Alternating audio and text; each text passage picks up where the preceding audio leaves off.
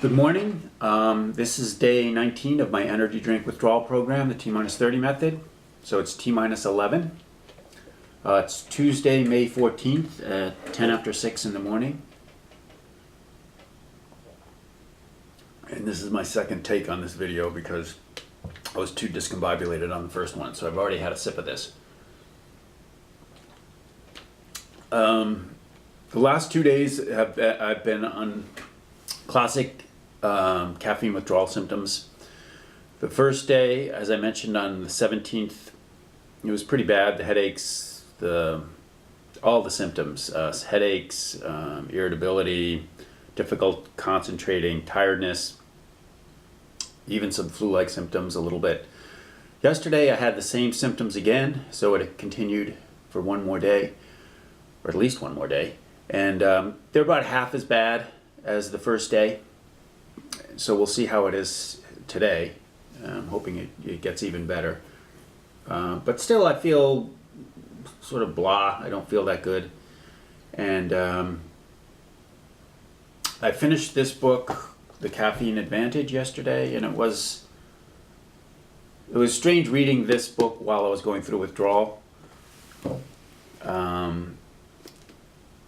But let me just go over a few of the things here. And I still don't feel that good, actually.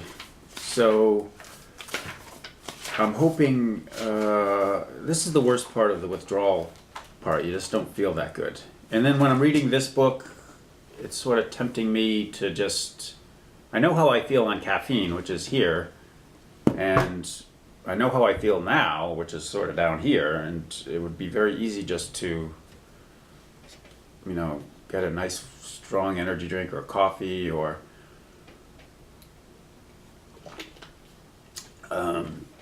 some caffeine source.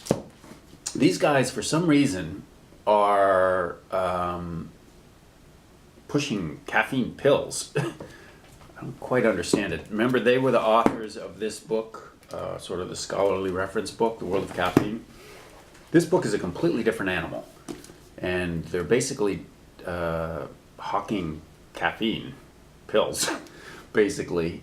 But it's actually pretty good because you're getting you want to hear the I want to hear the pro-caffeine side as strongly as possible, and that's what they're doing. Also, I picked up this book yesterday, which is a famous book, Caffeine Blues. It's #1 on Amazon under caffeine, and this was written in 1998, so this book is 15 years old. This one was written in 2002. And these are two good books, I think, to get the two sides of the caffeine story, sort of the anti-caffeine story. This was written in 1998. This is 4 years later, the pro-caffeine side story. So this is sort of like The Empire Strikes Back. I haven't read this one yet, but I'm looking forward to it. I may start today. I actually finished this book yesterday.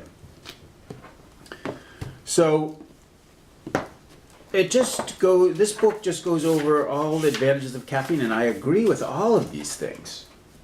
You know, caffeine is a great drug. It's the #1 drug in America, in the world, for a reason.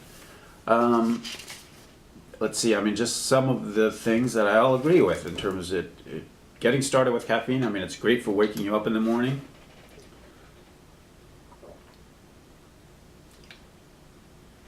Adjust your body clock. If you're driving, it's a great thing to drink to keep you awake. Absolutely. You know, if for any reason you have to stay up late at night, it's great. The jet lag thing, I don't know about that. Sharpening your mind, yes, it's great for, you know, if you have to do something, particularly like if you're doing your taxes or something that's sort of mundane and you want to stay sharp, or anything, studying. Enhancing your creativity. There's actually been studies that caffeine is not that good for your creativity. But one of their really interesting thesis in this book was that caffeine sort of jolted Europe into a state of creativity, I guess. In the 1600s, when Europe had been sort of asleep for 1,000 years and had been sort of a drunken sleep. And caffeine they needed a caffeine injection. This is when caffeine started in the 1600s in Europe, or was discovered during the Age of Exploration. And so and I would say it enhanced the creativity of the entire continent. And a lot of things happened simultaneously when coffee started. But generally speaking, in the studies they do these days, they say that caffeine is good for getting, staying focused on your work, but not necessarily that great for creativity. Okay, getting in a good mood, yes. Caffeine is great for getting in a good mood. Like right now, I'm not in that good a mood. And I knew if I just had a nice, strong energy drink right now, I'd be in a better mood. No doubt about it. Relaxation and meditation, yes. I like, you go on a coffee break, you just relax with your cup of coffee or your energy drink in my case. Improving your athletic performance, yes. When I take caffeine, and then I like to go to the gym and stuff, I always work out better. I have more energy, absolutely. How to take it to improve, blah, blah, blah.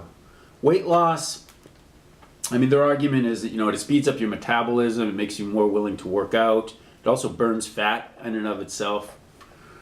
I don't know necessarily that I've found that over the years, but since I've been drinking caffeine regularly for the last 25 years, and I've slowly gained weight over the last 25 years, I can't really say that has helped me lose weight.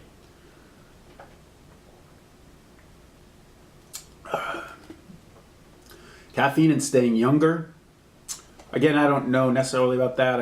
They're saying that there are antioxidants in caffeine, and it's been known to combat Parkinson's disease.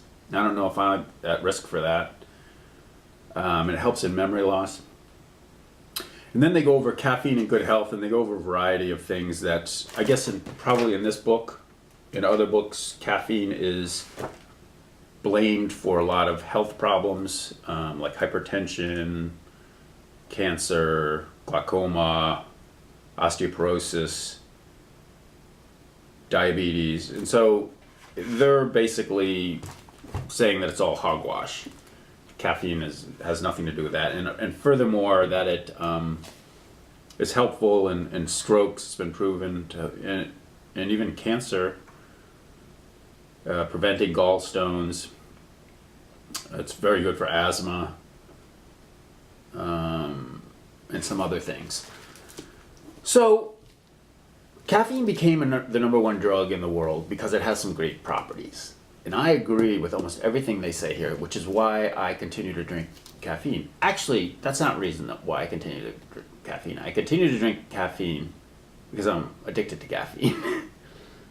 I know about all these benefits, and I don't even have to read this book. I know the bad things that it does to me too. And for me, which I've mentioned in previous videos, and maybe I'll mention again tomorrow as we go over this. So for me, the trade-off, I'm going to start up really quick one more time. Sorry about that, I had to start the camera up again. And I also lost my train of thought, unfortunately. But I've finished this book, and I'm going to start this book, the Caffeine Blues, to get the negative side of the story. And in a way, it's like,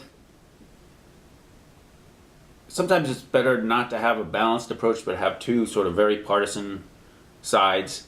It's like in a law court, and so I'm the jury, and here's the defense attorney with caffeine being charged, and so he's given the best possible reasons to consume caffeine, and then here's the prosecution saying the worst possible reasons to use it, and then as a jury we'll decide. And I've already sort of decided, just through a lifetime of experience with caffeine, I agree with all these positive things about caffeine. And I may still go on it, although I want to try to get off it, just for my own personal experience of 25 years of the pros and cons.